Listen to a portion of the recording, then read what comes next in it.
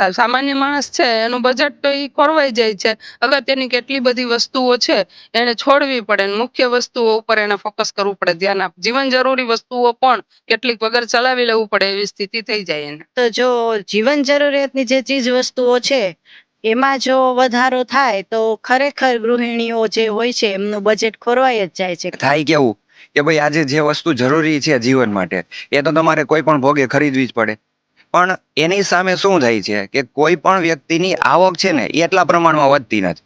પૈસાદાર વ્યક્તિઓ છે એને ખરેખર તો 2 રૂપિયાની 3 રૂપિયા વધે તો એને ફેર પડે, પણ જે આ વધારો થાય છે એ ખરેખર ન થવો જોઈએ.